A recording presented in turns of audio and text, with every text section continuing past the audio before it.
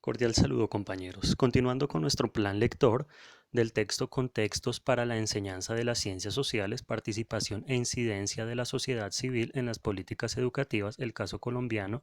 de la autora Noema Hernández Guevara del año 2007, continuamos con el capítulo número 2, el cual titula Un nuevo marco ideológico para un pacto social, contexto macrosocial y macropolítico en Colombia 1991-2005. En nuestro capítulo segundo, un nuevo marco ideológico para un nuevo pacto social,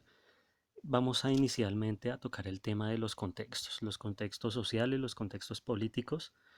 y sobre todo los contextos históricos, que básicamente inician desde una Colombia del siglo XIX y una Colombia a mediados del siglo XX, sobre todo teniendo en cuenta que durante dichos periodos eh, Colombia como sociedad se encontraba dividida prácticamente en dos mandos. Por un lado, la clase política y por el otro lado, la ciudadanía. Y básicamente hablamos de bandos cuando hay un escenario en los que lo que prima es la crisis social, la crisis de un país no gobernado, un país sin garantías de comunicación, un país sin garantías de pelear por sus derechos. Pero cuando me refiero a pelear, es con acciones constitucionales, con herramientas que le brinde el Estado. Y pues básicamente esta era la característica de la constitución del 86, una constitución sin herramientas políticas, sin garantías para que la ciudadanía tome participación de sus asuntos, en este caso la educación. Antes de continuar abordando aquellas crisis políticas, institucionales, sociales y educativas de dicha Colombia de los periodos del siglo XIX y siglo XX, vamos a tocar el tema de en qué momentos históricos nos encontrábamos por estos momentos. Lamentablemente, dicho escenario de crisis política la podemos evidenciar desde el inicio de nuestra independencia. Véase a partir de episodios como las diferencias entre políticas centralistas y federalistas que conllevaron a una guerra civil y como consecuencia al desmembramiento de la Gran Colombia. Luego a la redacción o a la supuesta regeneración política que culminó con la redacción de la Constitución del año 1886 y de Colombia ya como una república. El escenario, gracias a la Constitución, no cambió. Por el contrario, seguían las disputas entre partidos conservadores y partidos liberales, que conllevaron a la famosa Guerra de los Mil Días y como consecuencia la pérdida del Canal de Panamá. Y pues más tarde una aparente tregua a la que denominamos el Frente Nacional, un periodo caracterizado por el repartimiento político del poder entre liberales y conservadores, y pues finalmente esto lo único que nos trajo fue una inestabilidad y un periodo básicamente en el que la democracia era nula. Entonces, dichas nulidades de democracia traerían a colación las primeras voces de cambio por parte de personajes como Jorge Eliezer Gaitán, quien finalmente fue silenciado y reemplazado por Mariano Ospina Pérez como nuevo presidente conservador y quien exacerbaría una vez más las crisis políticas institucionales hasta periodos similares posteriores, los cuales se nos heredarían hasta hoy en sus escenarios, sobre todo en cuanto a la guerra subversiva, la guerra paramilitar y la guerra narcocriminal. Entonces, al encontrarnos en un escenario en el que prima la violencia, evidenciamos el completo abandono estatal e institucional del gobierno frente al ciudadano. Dicho escenario es obvio cuando un gobierno no desarrolla y brinda al pueblo herramientas jurídicas para manifestarse de maneras distintas al uso de la fuerza y la violencia, como el alzamiento de armas. Como pueden observar, entonces nos encontramos en un escenario de descomposición social y violencia no solo entre ciudadanos y fuerzas militares de gobierno, sino entre mismos ciudadanos, por medio de actos terroristas, los cuales finalmente son la consecuencia de esa crisis política de unos gobernantes sumidos en hechos tales como la corrupción, la represión, el asesinato y la compra de conciencias de líderes sociales y su culminación como crisis en hechos como la compra de votos, los cuales permitieron que el pueblo se sintiera abandonado y pues se perdiera la nula credibilidad de ese gobierno político y administrativo. Entonces, compañeros, cuando un pueblo observa tal escenario y que por encima de todo es silenciado sin ninguna ley y bajo la violencia, se replica entonces dicho escenario igualmente en la cotidianidad en contra del prójimo, o sea, enfrentamientos entre ciudadanos, por lo cual estas serían las vías de hecho de una ciudadanía sin acciones constitucionales y sin mecanismos de participación y protección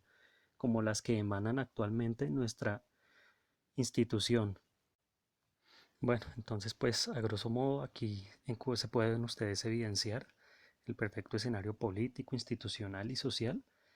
que para menguar algunos ánimos recurrió entonces a controlar la educación en cuanto a su contenido curricular y administrativo, una vez más pues omitiendo la participación del pueblo. Y pues el escenario finalmente cambiaría entre comillas con el plebiscito del año 1990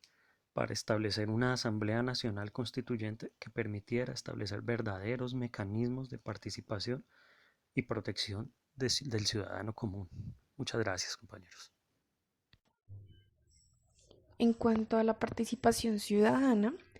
se puede ver en el cambio de la Constitución de 1886 a la de 1991, ya que en la de 1886 se dio en resultado que se originaran diversas formas de manifestaciones de la población, como sindicatos, asociaciones u organizaciones, pero también habían formas no convencionales como las organizaciones armadas, guerrillas, autodefensas, y todo esto se daba porque en ese momento la historia de Colombia pasaba una crisis principalmente, eh, por ejemplo, en los desplazamientos obligados de las zonas rurales a urbanas, y el modelo educativo debía como tal actualizarse. También habían otros procesos que como tal influían y que se debían implementar en la época. La gran causa de esto también se debía a la corrupción de los diferentes dirigentes, mismos que eran elegidos por los mismos dirigentes a cargo en ese momento. A pesar de que ya en la época habían formas de participación ciudadana, por ejemplo el voto, sin embargo la gente se abstenía de votar porque pues esto se debía a que el gobierno confió más en la iglesia y pues no en civilizar y educar a la gente en cuanto a la razón de la cultura. Y pues claro está que en el pensamiento de la gente estaba una monotonía, una idea que se veía de la misma corrupción siempre en el gobierno, ¿sí? Es decir, o sea, la gente ya también se abstenía de hacerlo porque pues no tenía mucha fe en el gobierno de que iba a cambiar, sino que iba a igualmente ser corrupto. Entonces, a pesar de que estaba la participación, la gente se abstenía de hacerlo. En esta época pues hubieron paros, huelgas, muchas más manifestaciones, y estas fueron la clave para que en esta época se generara un marco ideológico que daría pues fin con la Constitución del 1886 e iniciaría en la de 1991, de la cual se generó como tal la participación, y en esta se plasmó la representatividad social y también la integración de la Asamblea Nacional Constituyente. Sin embargo, esta última era vista como clave para ponerle fin a una crisis política de la época y también al conflicto armado. Sin embargo, pues esta fracasó porque se generaron muchos obstáculos para la puesta en marcha y como tal la práctica real de ese marco teórico. Pues se hacía lo contrario, por ejemplo, al Estado social de derecho, aumento del narcotráfico, y habían pocos diálogos en ese momento pues con los anfitriones de los conflictos armados. De igual manera, a pesar de que en la Constitución de 1991 se tiene un gran desarrollo legítimo y legal, a la hora de contrastarlo a la realidad inclusive actual, se puede ver reflejado la exclusión de la participación, como lo decía anteriormente, por ejemplo, en el voto. Em, También eso se puede ver reflejado precisamente en que se centra el poder en un solo mandatario. Esto impide, pues, como tal, que otros órganos representativos del país, como los gobernadores, los alcaldes, los ministros, entre otros, pues tienen como tal que regirse con lo que diga este único mandatario, que en este caso, pues, nosotros hablamos del presidente. Entonces, actualmente, pues, seguimos contrastando esta problemática. Un caso más actual lo podemos ver como tal en lo que ocurrió con la alcaldía de Claudia López en este momento pues de crisis de la pandemia.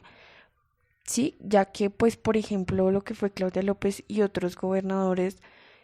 emitieron como tal un toque de queda de simulacro obligatorio. Sin embargo, pues el presidente Duque, en este caso, como lo indicaba anteriormente, que es el alto mandatario, mm, eh, salió indicando pues que no se podían tomar estas decisiones, sin que él pues diera la orden o autorizara. Sí, o sea, en este caso como tal, el mandatario lo que hizo fue desautorizar la orden de Claudia López, inclusive pues emitió un nuevo decreto donde se plasmaba como tal que en estos casos específicos sí o sí se debía tener autorización de él. Entonces ahí vemos como tal las falencias en cuanto a la aplicación de la Constitución, puesto que plasmada está muy legítima, muy legal, pero a la hora de contrastarla con la realidad,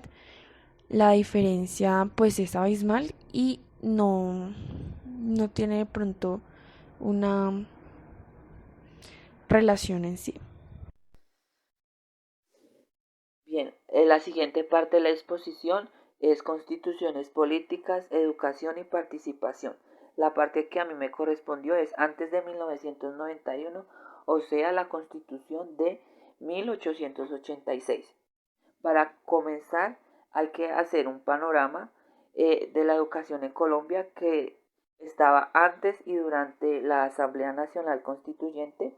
en la que pues hay una crisis y además de esa crisis también hay presencia de una tendencia entre lo modernizante y lo modernizador.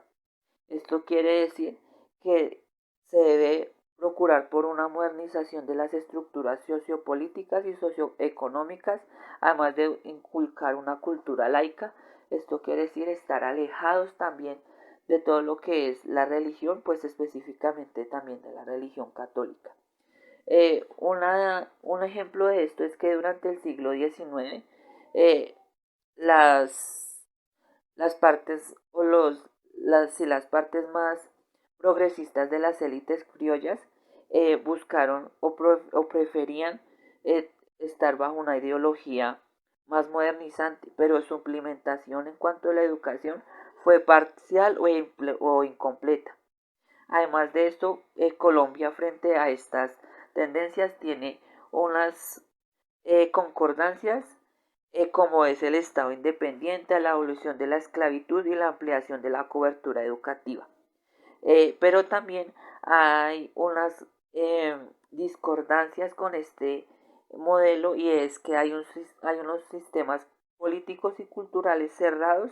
y autoritarios como fue la Regeneración y el Frente Nacional. Además de esto, Colombia también tiene unas constantes dentro de su política, como es el debilitamiento del Estado, la eficiencia de la cobertura y ampliación del sistema político, la eficiencia en cuanto a la participación ciudadana, la definición de políticas, poco avance en la ética laica y la reforma educativa basada en la investigación. Pues obviamente digamos ahí se tiene que tener en cuenta que pues si es una reforma hacia la parte sociopolítica y socioeconómica, pues se tiene que ver que aquí en Colombia pues eh, hay unos avances, pero también hay unas cosas que están ahí como quietas y pues esas son cosas que no avanzan ni retroceden, sino que están ahí como digamos esas constantes a las que se refería. Y en cuanto a la parte de las incongruencias, de las disparidades que puede llegar a tener, pues son cosas que tenemos unos retrocesos. Además de esto, pues la educación en Colombia durante el siglo XIX tenía una condición particular y era que la relación entre educación y Estado era bajo el proyecto sustentable la conformación de nación y de ciudadanía. Recordemos también lo que veíamos con el documento de Arias respecto a esa formación en la educación a partir de los héroes de la patria, de esos héroes que nos habían llevado la libertad y esa y eso como esa consolidación, esa tratar de consolidar la nación a partir de la educación con unos valores típicos de lo que se llamaría Colombia. Además de esto, el Estado naciente eh, buscaba apoyo voluntario de los vecinos más pudientes para el sustento de las escuelas públicas. Recordemos que nuestro Estado, cuando nació en bancarrota. Entonces, como nació en bancarrota, necesitaba buscar el sustento para poder llevar a cabo esas políticas de la educación pública. Además también el Estado en ciertos momentos que tenía conflictos con la Iglesia pediría a los ciudadanos que tomaran un partido frente a esos conflictos. Eso sin olvidar obviamente que la Iglesia, sobre todo la Iglesia católica desde la colonia, ha tenido una dominación sobre la educación en Colombia. Y por último, ya para finalizar, está la parte del carácter de política pública educativa, que no necesariamente es un asunto de interés público, porque no llega a cubrir al total de la población o de la ciudadanía, entonces no interesa por ese simple hecho. Muchas gracias. La historia colombiana ha estado plasmada pues por hechos de violencia, ya sea por guerras civiles o por conflictos internos o incluso externos que nos han afectado socialmente. Particularmente en los conceptos de educación, se ha visto, como planteaba Sebastián desde la Constitución de 1886, quizás tuvo unas intenciones pues también de apuntarle a esa modernidad en su momento. Pero las situaciones económicas, la alternancia de poderes, las diferencias políticas, pues no fueron necesariamente útiles para lograr esos objetivos. Encontramos pues en el primer cuadro de esta parte de la exposición las tensiones que había entre los efectos sobre políticas públicas educativas y lo que buscaban los gobiernos. Existió quizás unas corrientes modernizantes o modernizadoras, pero que a la final de cuentas no se cumplieron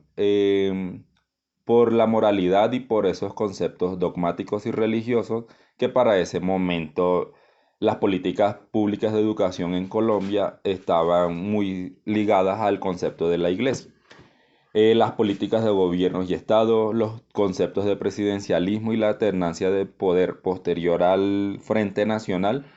Esa alternancia de poderes lo que hacía era frustrar o de alguna manera no le daba continuidad a algunos procesos de modernización en la educación que algunos gobernantes o algunas personas pensantes progresistas de la época pues estaban planteando. Esa falta de continuidad pues también hizo que nos rezagáramos o que el concepto de educación se rezagara hasta la llegada pues de toda la Asamblea Nacional Constituyente, que también recordemos tuvo mucho que ver con una situación de violencia que vivió el país a finales de los años 80 con la guerrilla del M-19. Hemos tenido diferentes formas de guerrilla, la guerrilla de las FARC, el EPL, etcétera, que de alguna manera se crearon a causa del abandono estatal. La Asamblea Nacional Constituyente, como proceso político, pues lo que llevó fue a la creación de una nueva constitución política en Colombia. Una constitución política que le apuntara a reconocer y resaltar la diversidad cultural que hay en Colombia, la diversidad de saberes, la diversidad del territorio y la diversidad en las formas en las que nosotros tenemos que vivir como colombianos. En lo concerniente a la educación, la Constitución Política de 1991 hace de la educación un derecho, y un derecho aparte de eso universal. ¿Qué quiere decir esto? Que la Constitución y el Estado colombiano debe buscar las formas para que la educación pueda llegar a todos y cada uno de los rincones del territorio nacional. No solo para enseñarle a las personas pues unos saberes básicos, sino que también buscasen satisfacer unas necesidades económicas y mejorar las condiciones de esos territorios. Esta parte corresponde también a la participación ciudadana. Esa educación lo que buscaba era eso, que generar espacios de participación en donde la ciudadanía, por medio de su diversidad, planteara cuáles son las necesidades y a qué debe apuntarle la educación según cada región, pero también apuntar para creación de un mejor país. Un concepto de secularización que también encontramos en la Constitución Política de 1991, que buscaba la separación de todos los conceptos educativos con los conceptos dogmáticos. Una separación de la iglesia, donde la iglesia ya no fuera la que estuviese a cargo de los conceptos de educación, sino el Estado como tal. ¿Para qué? Para crear una educación laica, una educación que apuntara a todos los intereses de la Constitución Política, en donde se fuesen ciudadanos libres. Una educación moderna que apuntara a todos los conceptos de ciencia, tecnología, y invitando a Colombia a estar a la vanguardia con los procesos de globalización que se estaban teniendo pues en el momento. Y más importante, lo que buscaba la Constitución Política o lo que busca la Constitución Política 1991 es educar a las personas para acabar con la violencia, pero no acabar con la violencia desde la fuerza y desde las armas, sino desde la fuerza de los argumentos, de la fuerza del discurso, en donde las personas, como se planteaba en algún momento los griegos, fueran capaces de resolver sus conflictos por medio del diálogo, por medio de la concertación y no por medio de la fuerza. Todo esto con qué? Con el propósito de que en Colombia se llegase a formar ciudadanos para que asuman con criterios de hombres libres la responsabilidad de habitar y hacer habitable este país de una forma radicalmente nueva. Bien, a continuación vamos a tocar el tema sobre el gremio educativo colombiano. Y cabe aclarar que esto va unido a la Constitución Política de 1991 y a la participación. A continuación voy a abrir unas pequeñas comillas. En 1991, los argumentos del ministro de Educación del momento, Alfonso Valdivieso Sarmiento, y de los constituyentes Abel Rodríguez Céspedes y Germán Toro, estos últimos expresidentes de FECODE, coincidían en señalar que la débil participación de la comunidad en la educación era uno de los obstáculos más importantes para su desarrollo. Debido a esto, se da paso a un nuevo proyecto,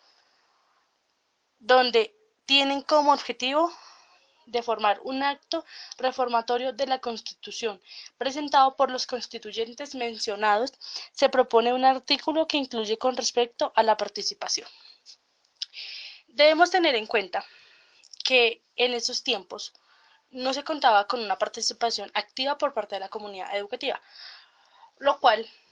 pasa, primero que todo, la educación pasa a ser un servicio público abierto para toda la comunidad y el país. Una vez implementada esta reforma, se da la libertad y la participación hacia los padres y la comunidad para la realización de grupos de educadores que van a estar conformados por padres de familia y estudiantes para lograr la organización y participación en el gobierno de centros educativos. Debido a esto, la enseñanza a los estudiantes y a los padres de familia acerca sobre el gobierno escolar se tiene como primer objetivo, para que estos tengan cierta preocupación por asuntos de interés colectivo y general, para así proponer una buena educación Por otro lado, gracias a esta Constitución de 1991, tenemos que tener en cuenta y recordar que gracias a esta Constitución eh, se le otorga la libertad a la escuela, instituciones educativas y a los mismos educadores para que ellos implementen el modelo y métodos pedagógicos para la enseñanza y el conocimiento pertinente para los estudiantes. Por otro lado, el Grupo Escuela Universidad Nacional y por el profesor Miguel Ángel Hernández, entre comillas, Universidad Javeriana, declara lo siguiente: la Constitución no puede pensarse en la simple perspectiva de la ratificación a una correlación de fuerzas políticas, sino que estamos definiendo marcos y abriendo espacios para la construcción y realización de un proyecto nacional. En lo político se expresa como democracia participativa, haciendo énfasis que se debe tener una reflexión que es la siguiente: que la formación de los estudiantes deben ser objeto de discusión y en lo posible debe ser fruto de un acuerdo dando paso a la escuela, la comunidad y del Estado, donde esta forma parte de una cuarta rama